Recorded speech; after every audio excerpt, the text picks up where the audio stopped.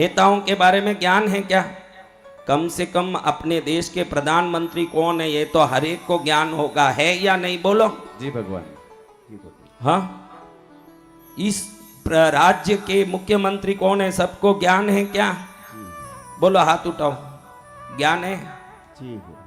लेकिन खुद का ही ठिकाना नहीं ज्ञान का कि मेरा नक्षत्र कौन है, पड़ोसी कौन सा कपड़ा पहने, कौन से गहने पहने, उससे हमारा फायदा होगा कि मेरा जीवन कहां से शुरू हुआ और क्या करूं तो वो पूर्ण रूप से प्रगतिशील हो सकता है। ये ज्ञान जिसको होना जरूरी है उसको छोड़ के दुनिया भर का ज्ञान प्राप्त करोगे क्या भाई? देखो, अनुराधा नक्षत्र, कौन सा नक्षत्र है? अनुराधा। अनुराधा नक्षत्र का समूह देखोगे तो कमल के रूप में है अनुराधा नक्षत्र। कौन से रूप में? कमल रूप में। अगर कोई भी अनुराधा नक्षत्र वाले यहाँ हों और कमल पुष्प को वो अगर अपने मोबाइल स्क्रीन में, अगर स्क्रीन के इसमें लगा देते हैं पिक्चर के रूप में और रोज उसको देखते हैं, लिख के देता हूं कि 48 दिन में बहुत बड़ी चमत्कारिक प्रगति होती है। जय गुरुदेव। क्योंकि ये सभी चीजें पासवर्ड है हमारे अवचेतन मन के, वहां से जिंदगी शुरू होती है।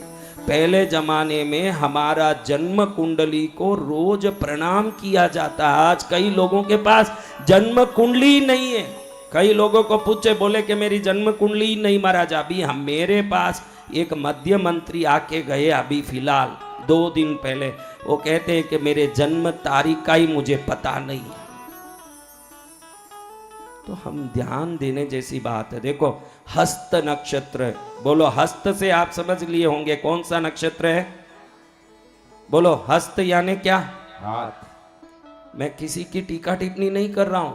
आप ऐसे मत सोचना कि महाराज जी टीका टिप्पणी कर रहे हैं। महाराज जी सभी टीका टिप्पणी से दूर हैं, लेकिन हस्त नक्षत्र यानी क्या?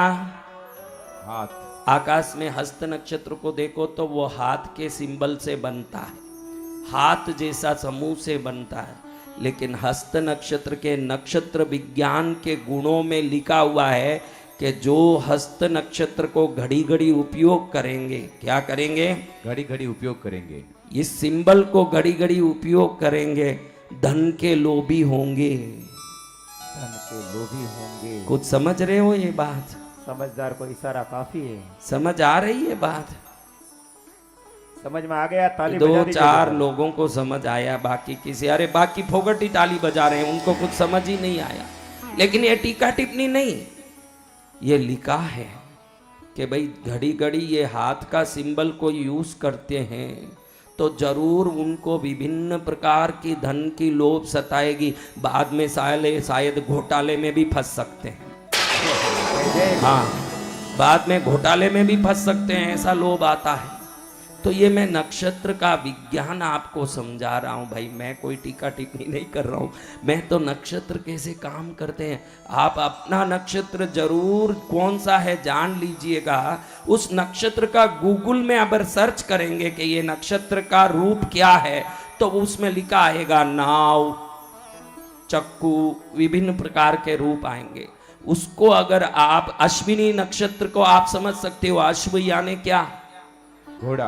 हाँ, तो अश्विनी नक्षत्र वाले घोड़े के पिक्चर को मोबाइल स्क्रीन पर रखें, रोज देखें, तो हमारे अवचेतन मन में पूर्व जन्मों में किए हुए पुण्य की सभी शक्तियां आकर्षित होके इस जन्म में धन और सुख बन के आने लगता है। जय जय गुरुदेव। ये कौन सा नक्षत्र?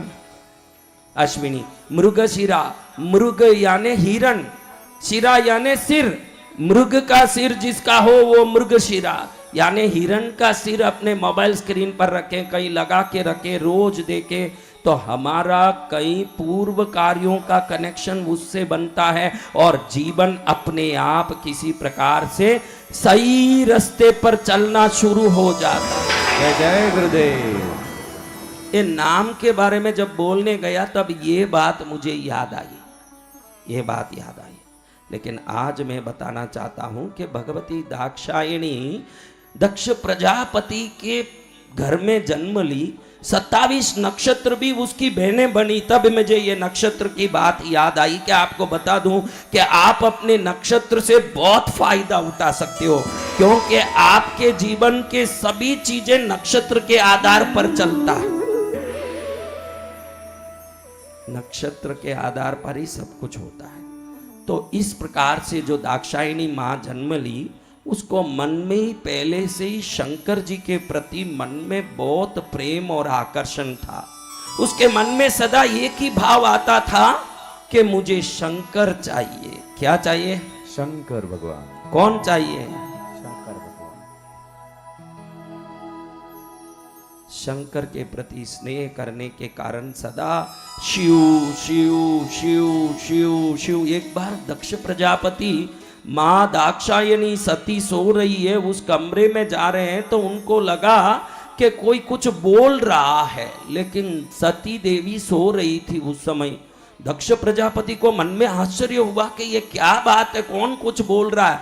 देखा तो दाक्षायणी मां का जो श्वास चल रहा है, वो श्वास की आवाज, उनके प्राण की नाड़ी की आवाज शिव शिव शिव कर रहा है, जैसे कोई बोल रहा हो।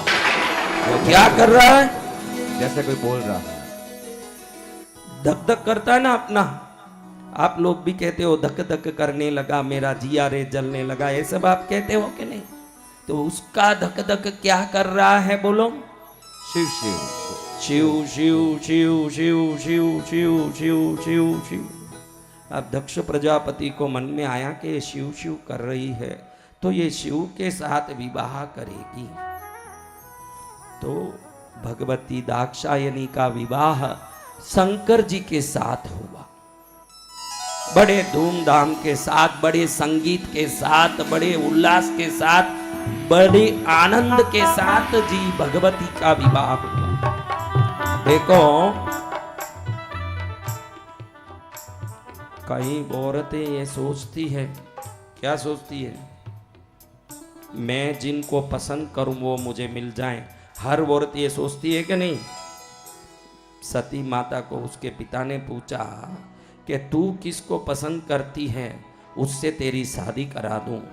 तो दाक्षायणी ने कहा, पिताजी मैं जिनको पसंद करती हूँ मेरे रग रग में वो हैं, लेकिन वो भी मुझे पसंद करते हैं, इसलिए वो मुझे चाहिए। आप जिसको पसंद करते हो उसलिए शादी कर लोगे तो सुखी होवोगे, गारंटी नहीं। वो आपको प्यार करेंगे तो आप सुखी रहोगे, ये गारंटी है। हम उल्टे हैं, मेरे पसंद का चाहिए। हम क्या बोलते हैं? क्या बोलते हो? मुझे मेरे पसंद का चाहिए। अरे तेरे पसंद का मिल जाएगा, वो तुझे पसंद करे तब सुख आने वाला है। तेरे पसंद से सुख नहीं आएगा, तुझे वो पसंद करेगा तब सुख आएगा।